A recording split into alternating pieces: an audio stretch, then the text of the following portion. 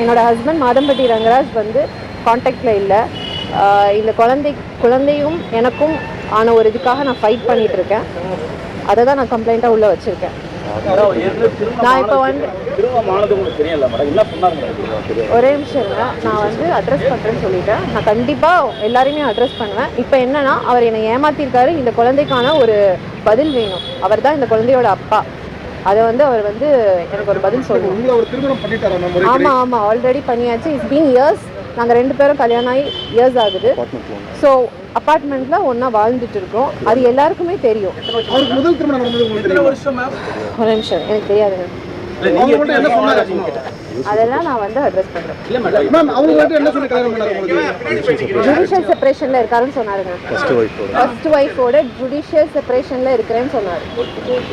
So அவரை நம்பி தான் நான் வந்து இந்த கல்யாணத்தை பண்ணினேன். ஆமாம், கல்யாணத்தை பண்ணியிருக்கேன்.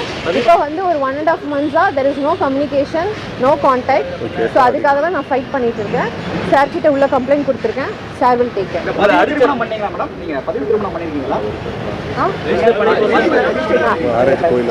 கோயிலில் பண்ணியிருக்கேன்.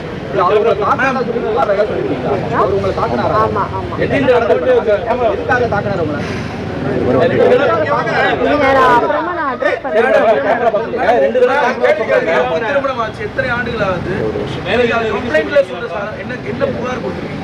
கம்ப்ளைண்ட்டில் நான் கொடுத்தது வந்து அவர்கிட்ட எந்த கம்யூனிகேஷனும் இல்லை. இப்போ நான் வந்து 7 months ப்ரெக்னெண்ட்டாக இருக்கேன். அதாவது அப்ரப்டாக கட் பண்ணிட்டு போயிட்டாரு. ஸோ எனக்கு இந்த குழந்தைக்கும் எனக்கும் ஒரு பதில் வேணும். அதுக்காக நான் வந்து கம்ப்ளைண்ட் உள்ளே கொடுத்துருக்கேன்.